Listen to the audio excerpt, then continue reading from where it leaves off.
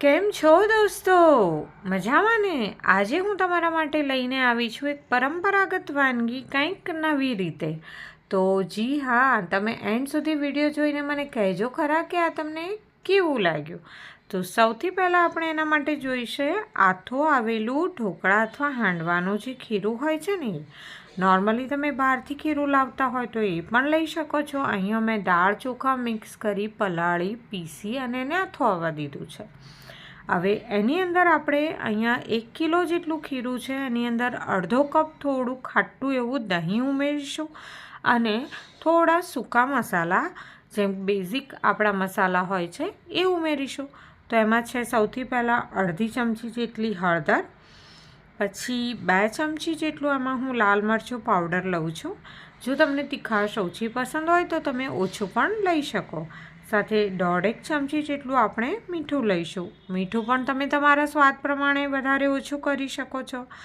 અને સાથે એમાં આપણે ગુજરાતીઓને થોડું ગળપણ તો જોઈએ ને, તો એમાં 2 થી 3 ચમચી જેટલો પાવડર ગોળ ઉમેરું છું. જો તમારી પાસે નોર્મલ ગોળ હોય તો તમે 1 થી 1.5 ચમચી ઉમેરશો તો પણ ચાલશે. હવે એને મિક્સ કરી રાખીશું અને એને થોડીવાર પછી એમાં ઉમેરીશું લસણ, આદું અને મરચાં. તો અહીંયા હું લસણ અને મરચાં વાટેલા એકસાથે 1 વીક માટેના કરીને રાખું છું. તો જે મેં ફ્રીજમાંથી કાઢીને એમાં 2 થી 2.5 ચમચી જેટલા લસણ મરચાં ઉમેર્યા છે. અને સાથે આપણે ઉમેરીશું 1 ચમચી જેટલું છીણેલું અથવા તો વાટેલું આદું અથવા આદુની પેસ્ટ, જે પણ તમારી પાસે અવેલેબલ હોય તે. અને હવે એમાં ઉમેરીશું આપણે 1 કપ જેટલી છીણેલી દૂધી. 1 કપ એટલે લગભગ 250 ગ્રામ જેટલી દૂધી થશે. અને એ બધાને મિક્સ કરીને આ ખીરું આપણે થોડું સાઈડમાં મૂકી રાખીશું. અને તમારી પાસે જો લીલા ધાણા એટલે કે કોથમીર હોય તો તમે એ પણ ઉમેરી શકો છો. એ હું આમાં પછી ઉમેરીશ. હવે ખીરુંને થોડો રેસ્ટ આપી દઈએ, ત્યાં સુધી આપણે તૈયાર કરીએ એક સ્ટફિંગ. તો આ છે અડધો કપ કેપ્સિકમ એટલે કે શિમલા મિર્ચ અને અડધો કપ ડુંગળી. એની અંદર આપણે ઉમેરીશું 1 ચમચી જેટલા ચીલી ફ્લેક્સ અને 5 ચમચી જેટલો ઓરેગાનો. ચીલી ફ્લેક્સ તમને તીખાશ જેટલી પસંદ હોય એ પ્રમાણે ઉમેરી શકો છો. અને એની સાથે 2 ચમચી જેટલો ટોમેટો કેચઅપ અથવા સોસ ઉમેરીશું અને 1 ક્યુબ જેટલું પ્રોસેસ ચીઝ આપણે એમાં છીણીને નાખીશું.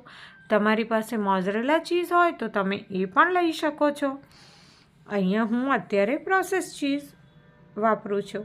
અને એને મિક્સ કરીને આપણું સ્ટફિંગ પણ તૈયાર થઈ ગયું.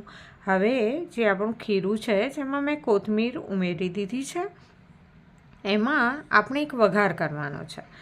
તો અહીંયા વઘાર માટે આપણે 2 ચમચી જેટલું તેલ લઈશું અને તેલ થોડું ગરમ થઈ જાય એટલે એની અંદર ઉમેરીશું અડધી ચમચી રાઈ અને 1 ચમચી તલ, જે નોર્મલી આપણે હાંડવાના વઘારમાં લેતા હોય છે એ પ્રમાણે. અને સાથે આપણે એમાં ઉમેરીશું 5 ચમચી જેટલી હિંગ અને 1 ચમચી જેટલો મેથીઓ મસાલો.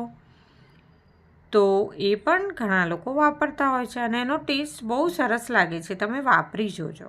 હવે જે આપણું તૈયાર ખીરું છે એની અંદર આપણે 5 ચમચી ખાવાનો સોડા ઉમેરી એની ઉપર આ તૈયાર કરેલો વઘાર ઉમેરીશું અને એને સરસ રીતે મિક્સ કરી લઈશું, જેથી તમારું ખીરું હાંડવો ઢોકળા કે ટોસ્ટેડ હાંડવો બનાવવા માટે રેડી થઈ જશે. જી હા, આજે આપણે બનાવીએ છીએ ટોસ્ટેડ હાંડવો. તો એના માટે જે નોનસ્ટિક ટોસ્ટર છે મારી પાસે, એને ગ્રીસ કરીને એમાં આપણે ખીરું પાથરી દેવાનું છે એક સાઈડ પર. પણ અહીંયા તમારે ધ્યાન રાખવાનું છે કે ખીરાનું બહુ જાડું લેયર નથી કરવાનું, એકદમ બને એટલું પતલું લેયર કરવાનું છે. અને ખીરું બહુ પાતળું પણ નથી રાખવાનું, જેથી એનું લેયર સરસ રીતે થઈ શકશે. બરાબર છે. હવે એની અંદર વચ્ચેના પોર્શનમાં આપણે જે સ્ટફિંગ બનાવ્યું હતું એ મૂકીશું અને એને થોડું થોડું ફેલાવી લઈશું. અને એની ઉપર આપણે મૂકીશું એક ચીઝની સ્લાઈસ.